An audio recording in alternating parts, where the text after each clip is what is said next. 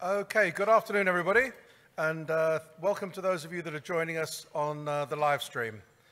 My name is Paul Holden, and I'm the President and CEO of the Burnaby Board of Trade, and it's a real pleasure to welcome you here today for the State of the City Address with Burnaby Mayor Mike Hurley.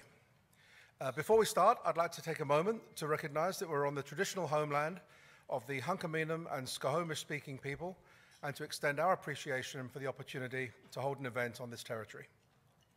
Today, given the remaining restrictions of COVID-19, we've chosen to hold this event online so that all of you at home and in your offices are able to participate. But as you know, because of our vaccination campaign, those regulations have been loosening, and BC has moved into step 3 of the restart plan, which enables us to have some in-person events again. So what you're watching on your screen now is very much happening live, right here, right now, in Burnaby, coming to you from the Delta Hotel by Marriott Burnaby Conference Centre, with a small group joining me here in person. Today's event, the State of the City Address, is a unique opportunity to hear an official update from the Mayor of Burnaby on the priorities of the city, the actions undertaken over the past year, and where the city is going next as we continue to grow and mature as our own urban centre. Today's session will feature a presentation from Mayor Hurley from the podium here, and then a discussion afterwards with myself and looking at some of the questions that have been submitted in advance, sitting in a nice fireside style just up here on the stage. So let's get started. I'd like to start off thanking our sponsors. The Burnaby Board of Trade in general, and this event in particular, wouldn't be possible without the support of our sponsors. And I'd like to take a moment to thank the sponsors of today's State of the City Address. First of all, our platinum sponsors, Simon Fraser University. SFU is Canada's leading comprehensive university, and Burnaby has had the great fortune to be the home of SFU for over 50 years. And they're a tremendous catalyst for economic growth in our city and across the region. Thank you to SFU. Fortis Bc. Fortis provides natural gas, electricity and propane to more than 1 million customers in the 135 communities across the province. Fortis is a great partner of the Burnaby Board of Trade, and we thank them very much as well for their support and engagement. And Pacific Blue Cross. Pacific Blue Cross has been BC's leading benefits provider for over 75 years and provides health, dental, life, disability and travel coverage for approximately 1.5 million British Columbians from their base right here in Burnaby, where they're a major employer, a great corporate citizen, and a fantastic supporter of the local business community. Thank you, Pacific Blue Cross. We have a number of gold sponsors as well, and the gold sponsors that have joined us for this event today include Hemlock Printers. Hemlock Printers is Canada's most environmentally sustainable printer and one of the leading commercial print providers in North America. They've been an instrumental member of the Board of Trade for many, many years, and we thank them for their additional support here today. The Vancouver Fraser Port Authority, representing the Port of Vancouver, handling 142 million tonnes of cargo worth $200 billion a year. The Port of Vancouver is Canada's largest port, is a pillar of our supply chains, and is essential to the strength of our economy. Thank you to the Port of Vancouver. Trans Mountain operates Canada's only pipeline system transporting oil products to the West Coast. The Trans Mountain expansion project will provide increased capacity to support Canadian oil production growth and ensure access to global markets for Canadian energy producers. Thank you to Trans Mountain. And Electronic Arts. Electronic Arts is a global leader in digital interactive entertainment, developing and delivering games, digital content, and gaming experiences to players around the world. EA is a pillar of our local tech sector, an iconic Burnaby company, and we're honoured to have them as part of our business community. So thank you. Please join me in thanking all of today's event sponsors.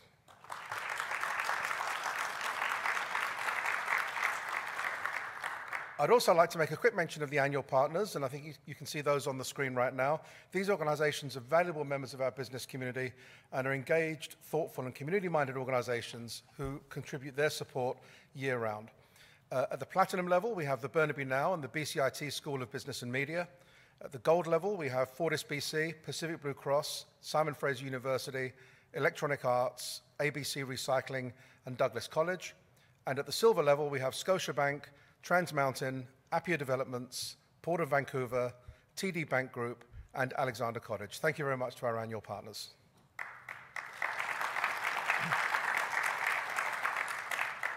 I'd also like to welcome and introduce some distinguished guests that we have here today, representatives from Burnaby City Council. We have His Worship, Mayor Hurley, who we'll hear from later. Mayor Hurley, welcome. We have councillors Pietro Calandino, Sav Dhaliwal, Joe Keithley and James Wang. Welcome and good to see you all again, and thanks for coming here today. And we have two councillors-elect, Alison Gu and Mike Hillman. Thank you for joining us today, both of you. I'd now like to invite William Hyde, who's the Community Relations Manager at Fortis Bc, to take the stage and say a few words of welcome on behalf of Fortis Bc. William.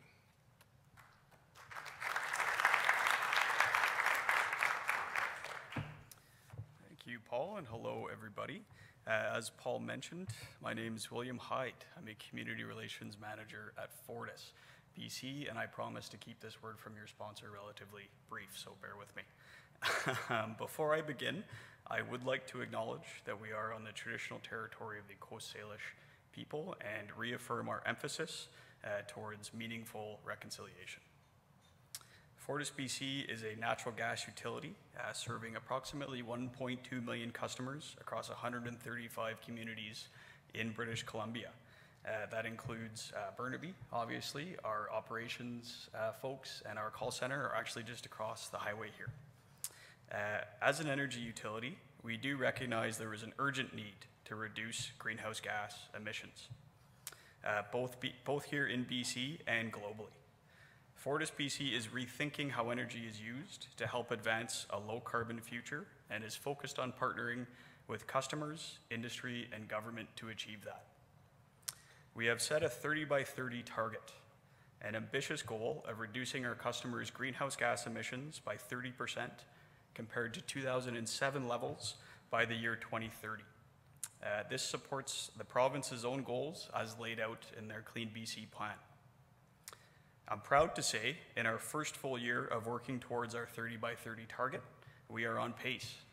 We've managed to reduce our customer emissions by 420,000 tons of CO2 equivalent in 2020, which is approximately 10% of our overall emissions reduction target. We've set an achievable, affordable path for meaningful emissions reduction in meeting that 30 by 30 target based on 4 key areas. The first is investing in low and zero carbon vehicles and infrastructure in the transportation sector. The second is supporting the continued growth of renewable gas from sources such as landfills, farms, hydrogen, and syngas, in reaching Clean BC's 15% target coming from renewables, which is great news. The third is positioning BC as a vital domestic and international liquefied natural gas provider to lower overall greenhouse gas emissions. And fourth, and definitely not least, is increasing investment in conservation and energy efficiency programs and developing innovative energy solutions for homes and businesses. The approach we are taking to meet this 30 by 30 target will not just end at 2030. These activities extend well beyond and can help the province meet its goal of its 80% emissions reduction target by 2050, using both current natural gas and electric systems. We're also happy to announce, and it's been the greater part of the last 2 years of my life, but we're happy to announce that the Pattullo gas line replacement project has received its regulatory approval. The BC Ministry of Transportation and Infrastructure is currently replacing the existing Pattullo Bridge, meaning a Fortis BC gas line attached to it will need to be decommissioned. The existing gas line is a vital part of our system, helping to supply more than 35,000 homes and businesses in Burnaby, Coquitlam, and New Westminster. Fortis BC continues to work diligently and collaboratively with the City of Burnaby on this project, which will include a multi-use pedestrian and cycle path as a community benefit when construction is complete. In summary, I'd like to say thank you to the Burnaby Board of Trade, Corey, Paul, and staff for supporting its members throughout the pandemic. And I very much look forward to hearing from Mayor Hurley shortly about City of Burnaby initiatives moving forward. Thanks very much.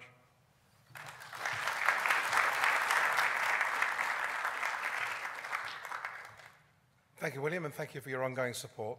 But before we introduce Mayor Hurley, I do want to take a few moments just to comment on our business community and what's been going on during the pandemic. When we gathered here, and there were a few of you who were out when we did the same event last July, I think many of us had hoped that the worst of the pandemic experience was behind us, but unfortunately a second wave brought with it more challenges for our province and even more restrictions on how we can conduct business. But through it all, from the initial closures, through the peaks of the second wave, to the reopening and restart that we're experiencing now, I've really been amazed by the resilience, doggedness and optimism of our business community. Our businesses figured out what they needed to do to survive and got to work implementing remote workforces or building out e-commerce sites or launching new business lines or doing whatever was necessary to get through these challenging times. And it's really been an honor to have been leading our Chamber of Commerce network throughout the last year and a half. During this challenging period, I really hope that you've felt us there in your corner. I can attest that our team at the BBOT has never worked harder to produce content or implement programming or to stand up for your interests than we have during the pandemic. And we're going to keep on working for you, our business community, as we move forward into whatever comes next. Now, to introduce formally our guest of honor today, I'd like to welcome John Crawford, who's the President and CEO of Pacific Blue Cross, another one of our platinum sponsors. John?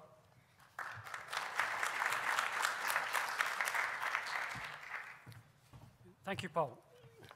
I would like to begin by acknowledging that our province of British Columbia is located on the homelands of various Indigenous nations and cultures, with over 30 different languages and close to 60 unique dialects are spoken in the province. I ask that all participants in the room and online reflect, acknowledge, and honour in their own way the First Nation land on which they work, live, and play. Thank you.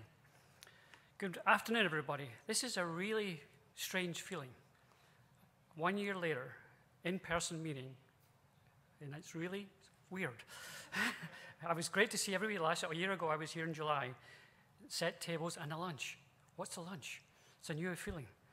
It's good to see some good things come together, all thanks to the tireless efforts of our public health officials, all 3 levels of government, businesses and organizations that were able to adapt and continue to serve the public, and all British Columbians following the health guidelines and getting the vaccine in incredibly high numbers. In fact, we're still beating the country in BC.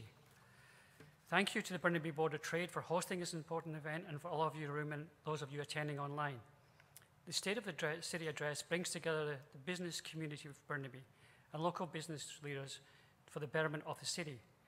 I know I'm very much looking forward to hear Mayor Mike Hurley's address on the priorities and initiatives of BC.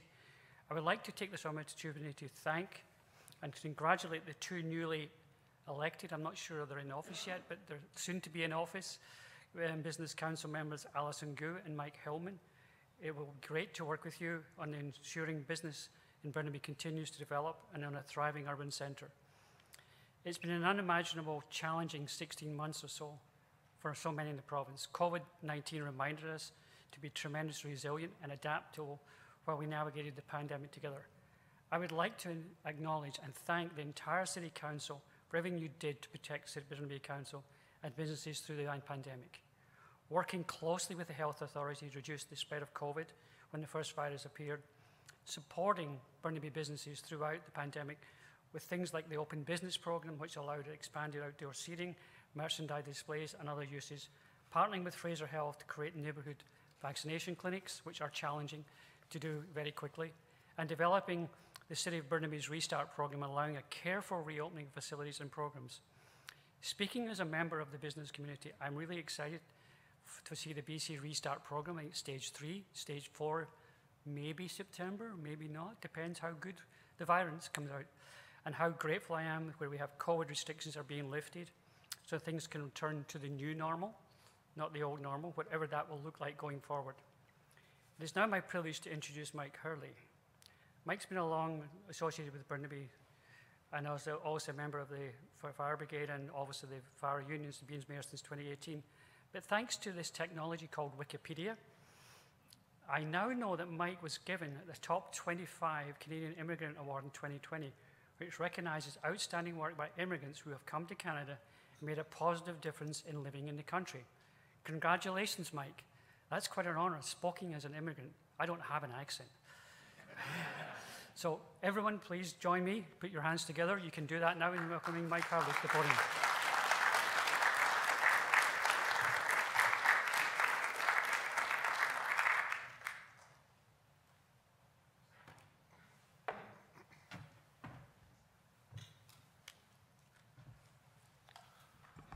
Thank you, John, for that kind introduction, and I don't believe you have an accent either. But before we start, I would just like to take a moment to recognize that we are on the unceded traditional territories of the Hunkaminam Squamish-speaking people, and to give appreciation for the opportunity to hold meetings on these territories. Thank you so much to the members of the Burnaby Board of Trade for inviting me here today to give an important update on the state of our city. We have much to discuss today, but I would like to begin with a few words about the COVID-19 pandemic. For more than a year, our lives have been disrupted by this virus. The impacts have rippled through our businesses, our communities, and our families. And I want to express my sincere condolences to those who have lost loved ones to this virus and to those who are still recovering. As a community, we have endured incredible, trying times, but I want to emphasize that our darkest days are now behind us. There is light ahead. Every day when I'm out in the community, I see that light and that determination. I see optimism. And when I see young families, I'm thankful that we were able to keep so many of our residents working during this difficult period. And through it all, we learned that our frontline workers who worked tirelessly to keep us safe did such important work, and I think we should all appreciate that as we move forward and look forward to better things in our future. Getting our immunizations has been a powerful experience for many of us. This spring, while shopping at Costco in Brighton with my wife, we were approached by the pharmacist who said they happened to have some extra doses of the vaccines ready to go. It was not something I expected when I left home that day, but I know many of you may share the same feeling of relief that washed over me. And now, more than 80% of Burnaby residents have received at least one dose. We're proud to be able to contribute one of our civic facilities to this effort. Every day, hundreds of Burnaby residents continue to be vaccinated at the Christine Sinclair Community Center. And by the way, how exciting is it to finally have a civic facility named after the greatest women's soccer player of all time?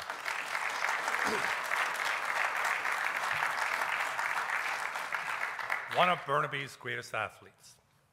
And last year, the city also provided resources and space for the province to set up a large-scale testing facility at Central Park, the first of its kind. And I should mention the doctors' groups that pulled all that together and did so much great work all throughout this pandemic to keep our community safe. I'm so proud of their work. And throughout the pandemic, we have dedicated city staff to help the public navigate the rapidly shifting public health orders. And over the past 16 months, our call center has fielded more than 9,000 calls, providing valuable support to people in need.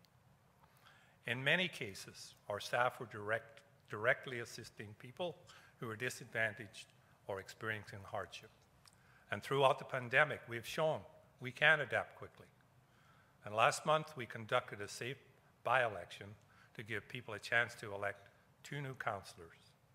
And those 2 councillors elect are here with us today. We provided 20 safe voting locations across the city and provided 15 advanced voting opportunities. This was no small undertaking, and I'm proud to say that the election ran smoothly. Congratulations to Alison Gu and Mike Hillman. I'll ask them both to stand up, who are both joining us today.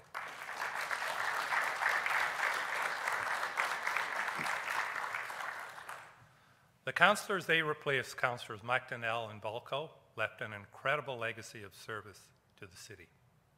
But I know that our newest councillors are more than ready to help move our city forward. Speaking of moving forward, I know many of us are eager to continue moving ahead with the BC's Restart Plan. However, this isn't just a time to return to normal. This is a time to aspire to something even better. As much as the pandemic has put our lives on pause, it's given us a chance to learn from the experiences of marginalized folks in our society. As we build our city, we must do it thoughtfully and address the inequities in our community. Burnaby is one of the most multicultural cities in Canada, and we have always found strength in our diversity. When we confront the big issues in our community, such as housing, transportation, and climate change, we must do it in a way that is inclusive and safe for people of all races and cultures, as well as people across the gender spectrum. In many ways, the pandemic has taught us that we can respond quickly and effectively to big challenges. It illustrated how important it is for the community, businesses, and city government to work together to accomplish our goals. As a city, it has also highlighted the importance of our strong fiscal foundation, which allowed us to ease the burden on our community. For example, this year we were able to offer 0% rate increases on both water and sewer services, despite regional rates continuing to rise. And I can tell you, those rates are rising by 7 and 8%, and we were able to keep it at 0%. That's because of a strong fiscal focus that Burnaby has always been on since the 60s. We were also able to keep property tax increases amongst the lowest in the region. The increase for this year was 2.95%, well below the rates of many of our neighboring municipalities. These savings will keep more money in the pockets of businesses and families hard hit by the pandemic. Despite that, businesses in some classes got an unpleasant surprise this year and may have noticed a sharp increase in their 2021 property tax bill compared to 2020.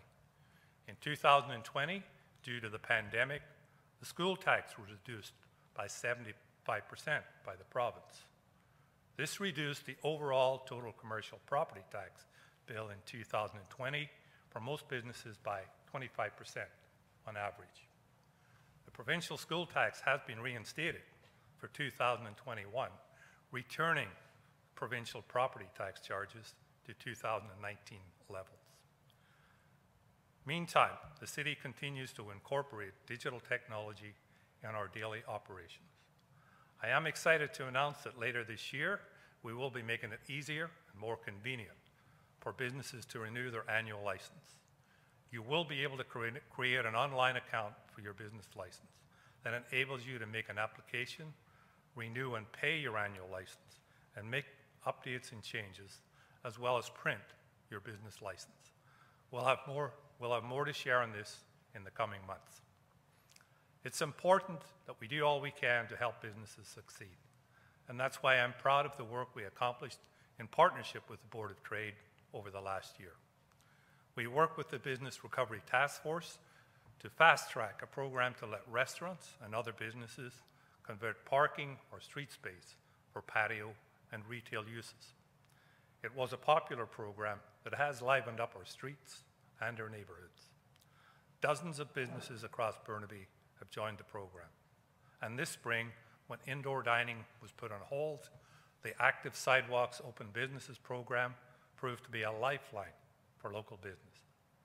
It's clear that we can learn some lessons from this experiment. The temporary patios and shared street space have made our city a livelier place. And it's easy to see how we can carry that momentum forward through simple steps like making it easier for food trucks to do business here in Burnaby.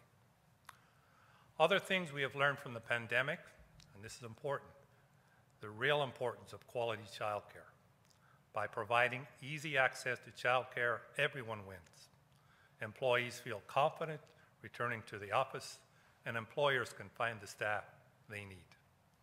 I know I'm preaching to the choir here, because that was one of the key recommendations included in the final report from the Burnaby Business Recovery Task Force. I'm pleased to say we're making good progress in addressing this issue.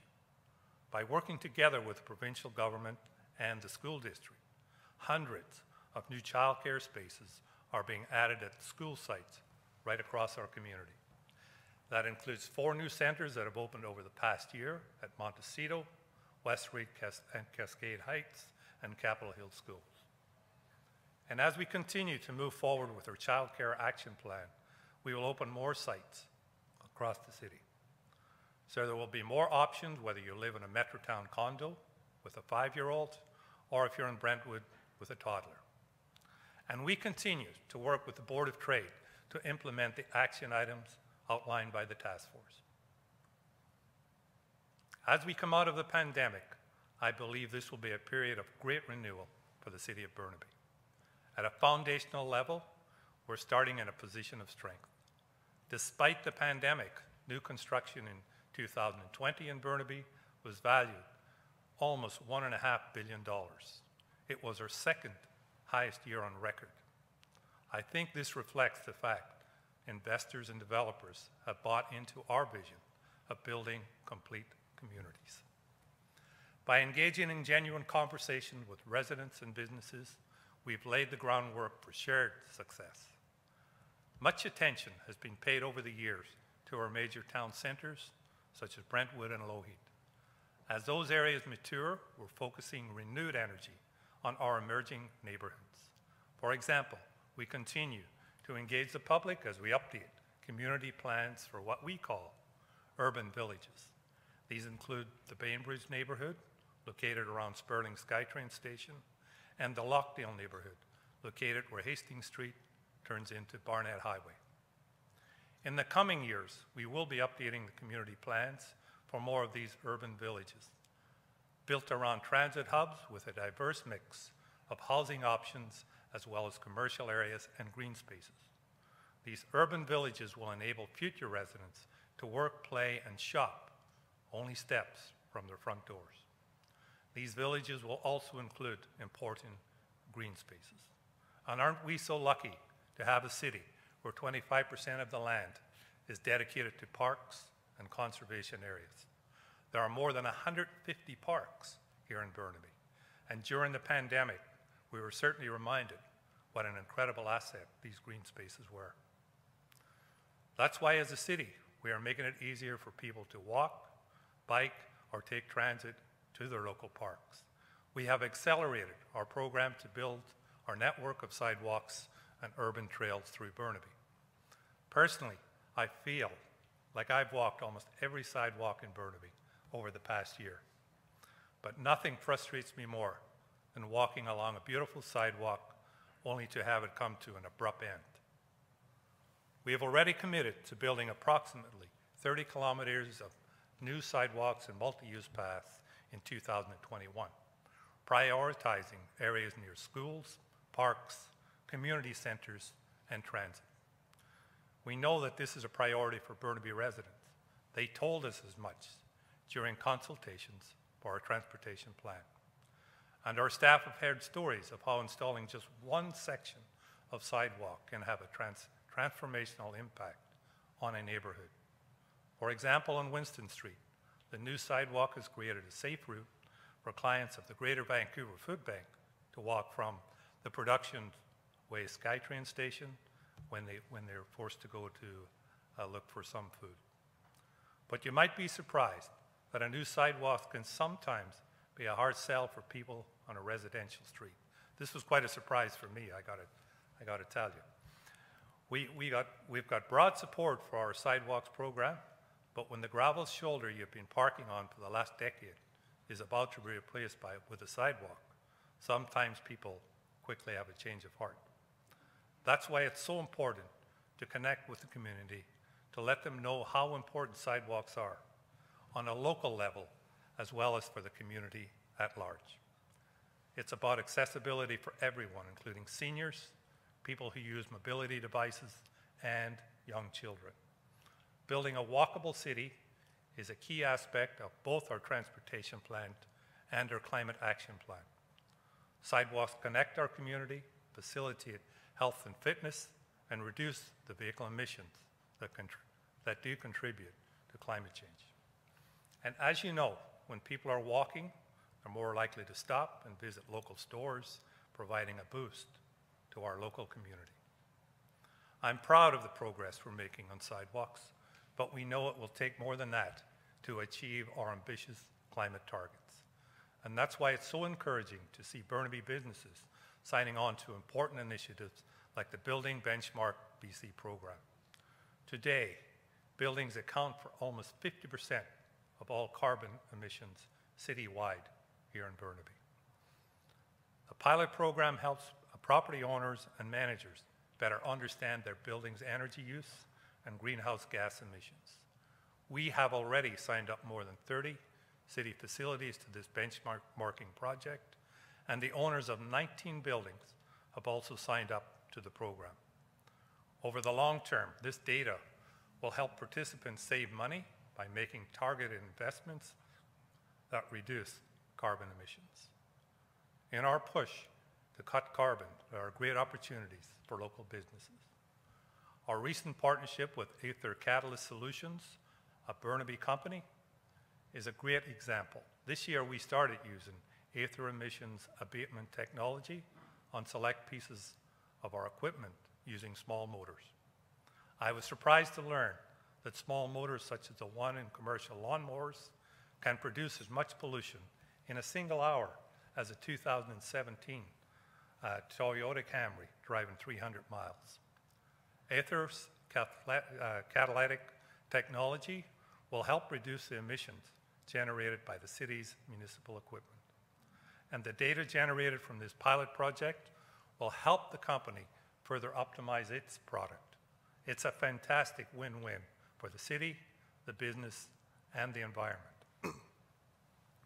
As I mentioned earlier, I think we're entering a really exciting phase for a city. Residents will soon be able to join new, incredible recreation facilities.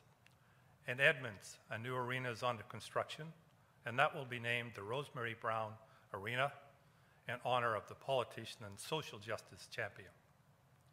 When complete, the two NHL-sized ice sheets will provide an opportunity amenity for recreation and competitive sports. At Burnaby Lake, we have unveiled the detailed designs for a new Burnaby Lake sports complex. This facility will replace C.G. Brown Pool and Burnaby Lake Arena with a spectacular new facility that will be a draw for residents all across Burnaby. Once complete, this facility will help transform the Burnaby Lake precinct into one of the top sports, and if I have my way, the top sport destination in Canada. In addition to the world-class arena and swimming pool, fit to host major competitions, we're expanding the facilities on Burnaby Lake for rowing. Burnaby Lake is already considered one of the premier places to train singles in North America. We have already completed a number of upgrades and will continue to expand this world-class facility. And as I mentioned earlier, the city is already getting huge value from the newest addition to a recreation portfolio. In February, we took over ownership of the former Fortis Sport and Health facility, and we've renamed it the Christine Sinclair Community Center. In addition to serving as a vaccination clinic, Burnaby residents have already had the opportunity to use the gym and take part in fitness classes at the new community center. And as we transition out of the pandemic, we'll have more exciting news to share as we expand programming at this spectacular facility. If there's one message I'd like you to take home today, is that the city is moving quickly to deliver on the priorities we have developed in partnership with our community. One lesson I've learned during my time as mayor is that when you engage in genuine dialogue with the public, you can get a mandate to move quickly on issues we all care about. 2 years ago, we formed the Mayor's Task Force on Community Housing. And since then, on an issue that's often rife with controversy and polarized debate, Burnaby has moved quickly and decisively to respond to our affordability crisis. We adopted one of the most robust and progressive tenant assistance policies in Canada, ensuring people can stay in their neighborhoods at the same rent. We adopted BC's first rental use zoning policy, which requires a minimum of 20% below market rental housing in most new developments citywide. We identified and initiated pre-zoning of 5 city-owned sites for more than 1,100 units of non-market and affordable housing, which would increase non-market housing in Burnaby by 20%. and we have partnered with BC Housing to open 3 shelters for people experiencing who are at risk of homelessness. It might sound counterintuitive, but we were able to move quickly on these actions because we took the time to slow down and have a real conversation with the public. But we also realized that communication isn't just a one-time exercise. And that's why this past year, we returned to the task force and residents to ask, how are we doing? And I do believe that's the first time that's ever happened in a municipality. This input was vital as we finalized HOME, Burnaby's housing and homeless strategy this spring. The strategy is a 10-year roadmap for detailed action on housing in our community. The vision is of Burnaby as a place where people can find a home, afford a home, and feel at home. And I think the last piece is so important, because when you're building a more equitable society for people who are disadvantaged, you have to start where they live. And that's why we're so invested in finding ways to making housing more accessible to everyone in Burnaby. It takes more than just building more housing. It's about rethinking the way we design our communities. We need more housing types so that when you downsize, you don't have to leave your neighborhood. And when your family is growing, you can find an affordable option that provides the space you need. These are the types of actions that will help us address the inequalities that still exist in Burnaby. Because at the end of the day, we all need to ask ourselves, what kind of city do we want Burnaby to be? For many of us, Burnaby is already a fantastic place to live and work, with abundant green space and a thriving business community. For myself, I can take a stroll in the evening and feel safe when I explore our city. But I know my experience isn't universal, and that people of color and women might not always feel the same way. It's important that their voices are heard, action is taken to ensure that everyone feels safe in our community. And that's why we drafted the Community Safety Plan last year, a comprehensive document which wraps up so many different initiatives to make our city safer. This plan covers everything from our earthquake strategy to our pandemic response to our plan to provide better lighting on city streets. One key initiative in this plan was the establishment by Burnaby RCMP of a gang enforcement and education team. In addition to targeting and preventing gang violence, this unit works with at-risk youth to deter them from getting involved in gang life.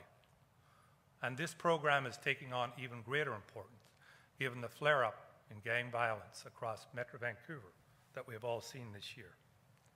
As a whole, I think that so much of what we are doing these days is serving to create a city that is not only safer, but also more active and enjoyable. Building out our network of sidewalks is making our streets safer and is encouraging more people to get out to explore their neighborhoods on foot. Building out our cycling network is also serving to make our neighborhoods, urban villages, and town centers more vibrant. At the same time, adding more eyes in the street will continue to improve safety for everyone. The city we are building is a Burnaby where we all feel a deep sense of connection to our local businesses, to our neighborhoods, and to our green spaces. So many great things are happening in our city these days, and I've barely scratched the surface. So I encourage everyone to reach out, ask questions, and learn more about our projects. We greatly value your ideas and input as we work to ensure our community continues to thrive. Before I wrap up, I want to thank everyone in the community for stepping up and doing your part over the last year and a half. You looked out for each other and kept each other safe. And you stepped up when it mattered, notably by raising $150,000 for the Greater Vancouver Food Bank this spring. And I know that many members of the Board of Trade helped out with this essential fundraiser. And I want to thank you all. From our frontline workers and essential staff to the people who diligently followed Dr. Henry's guidance, everyone played a part in getting us to where we are today. I look forward to working with the Board of Trade, businesses, and the community to build an even more successful and equitable city. Thank you again to the Burnaby Board of Trade for inviting me here to give this State of the City address. And thank you to all of you for taking the time to attend or to watch via live stream. Thank you.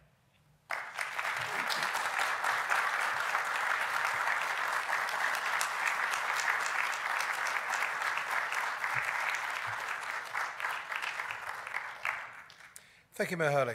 Now I'd like to invite Dr. Joanne Curry, VP External Relations with SFU, up to the podium here to say a few words before we transition to our Q&A. Joanne. Great. Thank you, Paul, and thank you, Mayor Hurley, for your vision and leadership and incredible progress in areas like equity, diversity, and inclusion. Some of you may have seen me. I tried to start a standing ovation. We're not used to it. We're used to being at home on our computers sitting, so I realized it wasn't due to the quality of the talk, but we're just a bit rusty. It's so wonderful to join you today, and I've always looked forward to this event because it gives business and community people a chance to see what the city has been doing and the vision for the future. And we learn about the priorities and then have a chance to engage in a very forward-looking discussion. It's been an incredibly difficult year for everyone, and I think that's the definition of understatement. And COVID-19 has challenged all of us. But we're pulling through by pulling together.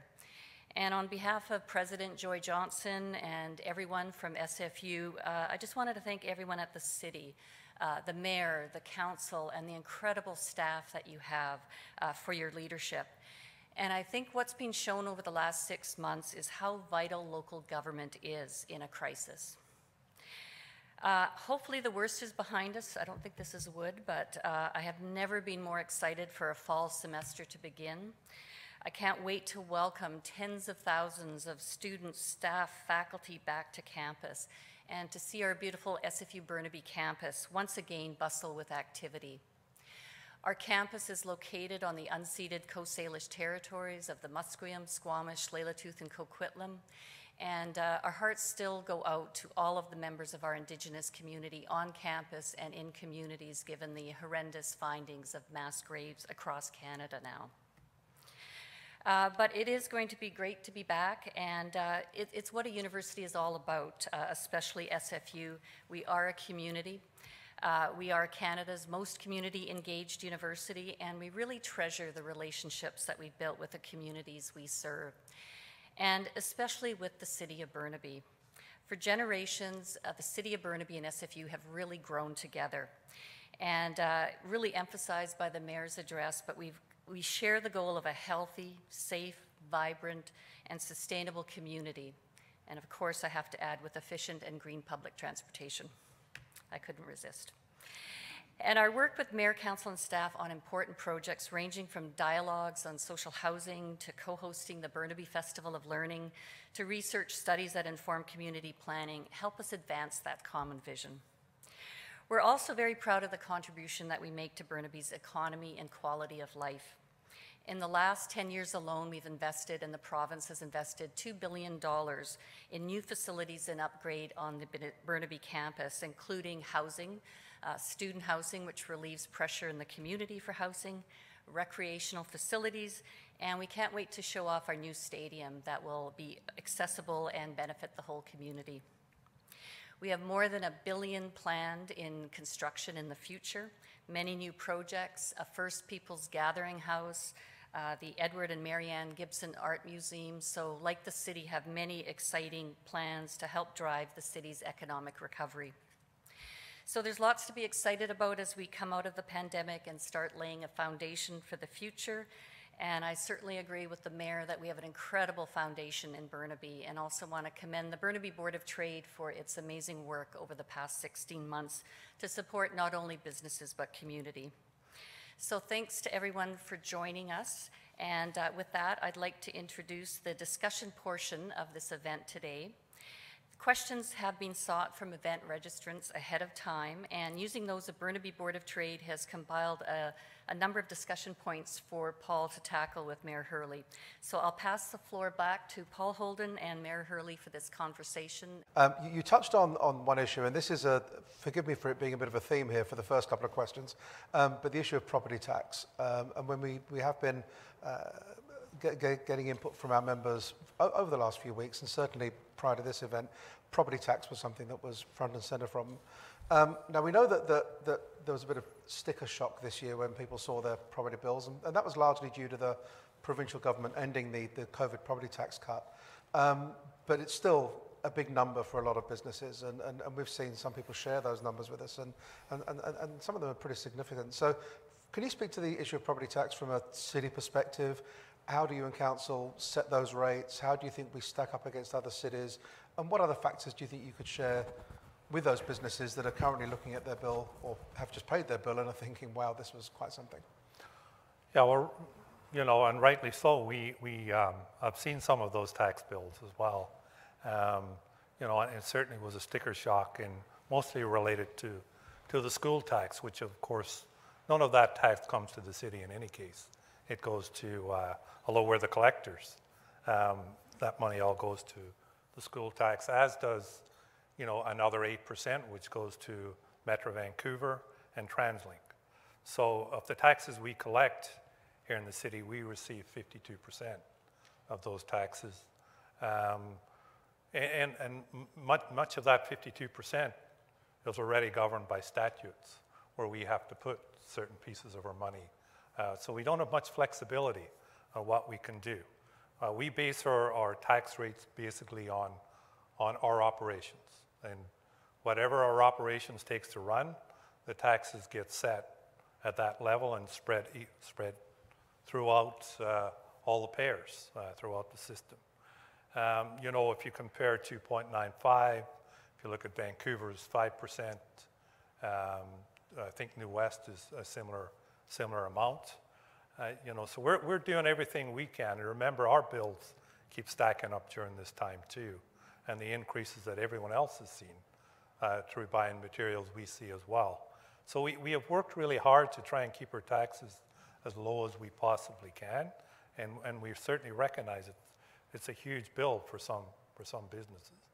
But you know, I think we stack up well. We're very fortunate that, you know, we have money in the bank to build facilities, so taxpayers, everyday taxpayers, don't get billed for those like they do in other cities, because we have set money aside for that very progress. So I realize it's a big bill, and it's been even more emphasized this year because of the school tax, but I think we've done everything we can to try and keep it as low as possible. Thanks. And on that point, with regards to posting surpluses and with having those reserves, a question that we often get is, can some of that be used to more directly reduce the tax bills? Yeah, well, this is always a big question. You know, Burnaby's rich. Why are you raising the taxes? And you know, we do have 1.6 billion in what's called a separate fund, but we are not allowed to use that fund to fund operations. That is set aside to build new facilities. It's under statute, that's the way it is.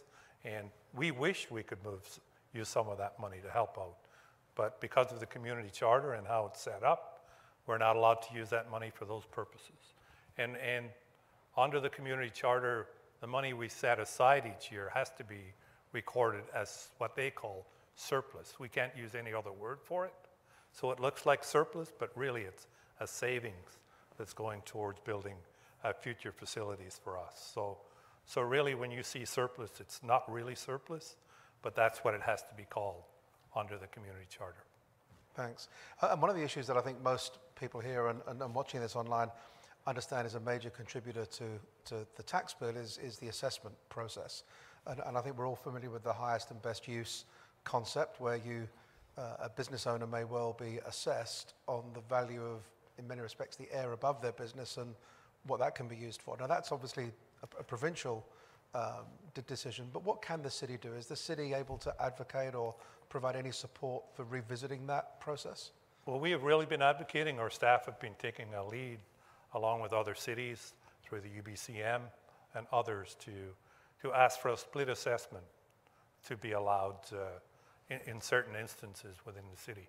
And we're been pushing that really hard, and we've really been disappointed that the province hasn't moved towards that model, because we think it would give much more equity to small businesses especially.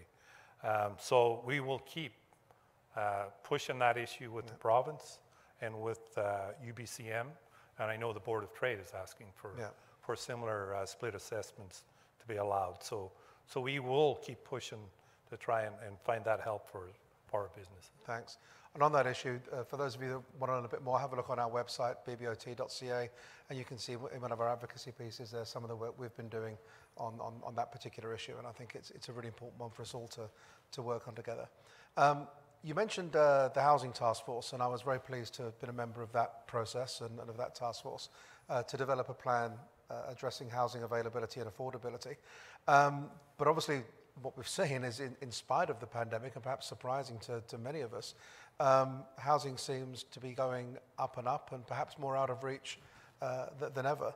What have you been thinking about as what a potential city response might be towards that, and how that might work into the work that's been going on through the task force and through city staff? Yeah, it's really been unexplainable how those prices keep going up and up, where we all thought the opposite was going to happen. But you know, again, we have a plan in place that we know that if we're successful with our plan and working with partners in the community, private sector, other levels of government, and any other partners we can find, that we can have enough affordable housing within the city to allow people to stay here, work here, so that businesses have a workforce here. And we do have a plan, and you're very well aware of that plan. You were on that task force, which wasn't easy.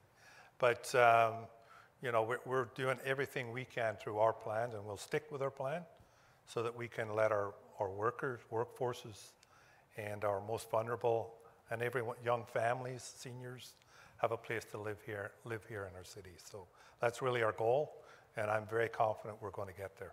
Thank you. And actually, just before I get to the next question, talking about task forces, I just wanted to acknowledge and thank you and the others at the city for your work on our business recovery task force.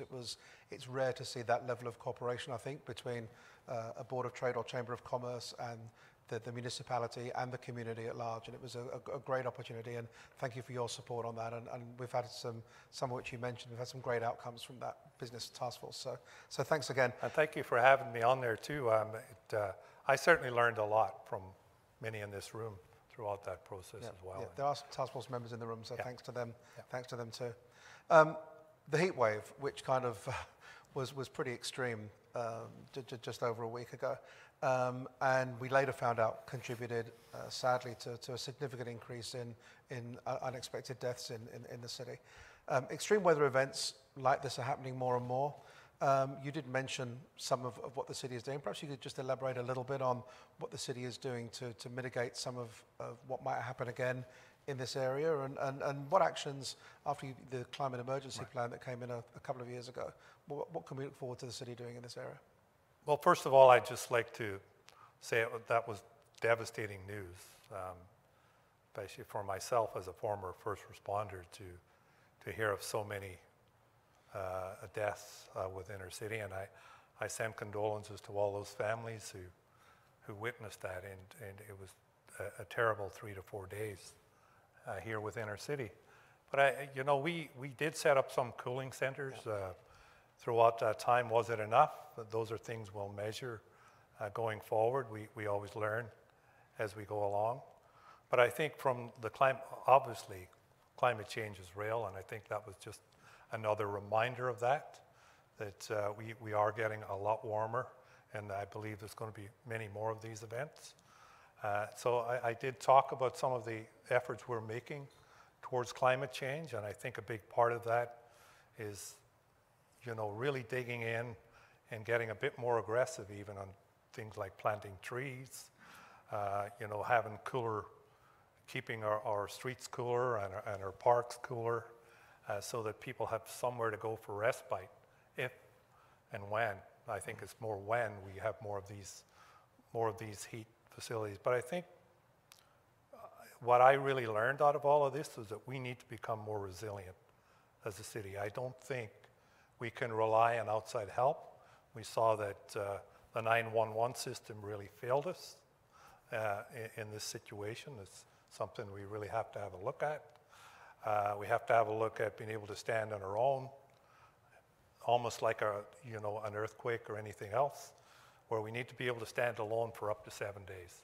And I really think we need to go back with our staff, our emergency staff, and all our staff, and figure out a better way to manage this situation when it happens again. But, all the actions we're taking on climate change will hopefully drive us towards a bit cooler facility, but we have to get more aggressive on what we're trying to do. Thank you. Thanks. We've still got quite a few questions. I'm going to look over to my team to see how much time we have left. I'm assuming that's 5 minutes, not 5 questions. Right. So we're getting near the end here. A couple of things, I'll try to group some of these together. A couple of questions around the transportation plan, and see if you can get through this without saying the G word. I'm looking at SFU there. So see if you can get through this. But the transportation plan, the Board of Trade had a task force that we put together where we submitted 22 recommendations. Can you give us an update on where the plan currently is? Yeah, and we have seen some drafts of the plan, and we think it's going to make a real difference. And I know, there's some concerns. Certainly, I have these concerns around plans of shifting our vehicle mode and how we move around our city. And I know there's lots of concerns amongst tradespeople, for example, who really need to have their vehicles with them. There are many people who can't move around and do their jobs without their vehicles. So I don't want to get into demonizing vehicles, because I think that's the wrong way to go. But I do think we have to have a real shift in the modes, in how we're operating modes, and encouraging people who can go to work on transit, mass transit, or who can ride their bike to work, or who can walk to work, to encourage them to do that, to free up the road spaces for moving goods, and for those people who really need their vehicles when they go to work. So there's a lot of work ahead on that, but I really think we need to do it in the smartest possible way, and I don't think we do that by demonizing vehicles. I think we need to explain to everyone why we're doing what we're doing, listen and learn what our residents want, and I think we can get there. Our transportation plan is going to be very aggressive, and we look forward to get it up and running. But I think we have to do it in a really thoughtful way. Yeah, thank you. A couple more quick ones. Another project that I was involved in the early stages of looking at just before the pandemic really started was the discussions around a convention centre in Metrotown. Has there been any progress on that, or is that something that's kind of stalled as a result of what's been going on? No, we haven't stalled. We still have our, we hired some outside help to, help us work through the logistics of how it would all come together, whether it's really needed in Burnaby or not. And so far that it seems to say that we do need something on that line here in Burnaby, especially to grow Metrotown into a true town center, which is where we want to go with Metrotown. So we're still working through the early stages of that, but certainly the intent of the city is to keep going down that road, see if it makes sense for the city to have a facility like that, or whether we partner with the private sector. But certainly it's something that we're quite excited to continue down that path. Good, that's good to hear. Penultimate question, quickie. 3 years in office coming up this fall. What would you say you're most proud of, and what would you say you found a bit harder than you might have expected? Well, definitely most proud of the housing work we have done. And I think we have really set a standard for North America, and all the people who worked in the task force, all the residents and all the businesses who got so engaged and who got so excited to be included in such a transformative way of looking at housing and being so inclusive with inner cities. So certainly most proud of that work, most proud of our council for the way they have engaged in the process, and most proud of our residents for really stepping up and letting us know what they see and what they would like to see. So that's definitely the work I'm most proud of to this point. The biggest challenge, and you'll find this kind of funny, is that sidewalk thing, because people say they want sidewalks, then you go to give them sidewalks and they rebel against them. So you know, it's a funny, kind of a funny one, but it's true. It's certainly been the biggest surprise to me, because when I knock on doors, everyone's in my ear about, I want a sidewalk, and then you go to give them sidewalks and they go, oh no, can't take away my front. So that's really been probably the biggest challenge. Yeah, interesting. And the final question, and we had lots and lots of people asking this one, do you think England's going to beat Italy on Sunday? Yeah. So you're going to ask an Irishman if England's going to win. We have some Italians in the room here, which is why I asked the question. But anyway, I won't put you on the spot on that one. But thanks again for coming today, Mayor Hurley. We always look forward to this and always appreciate you coming along. And hopefully, and I know we said this last year, hopefully next year we'll be in a bigger room with a lot more people, and we can get back to those days of filling the rooms to come and celebrate this event with you. So thanks again.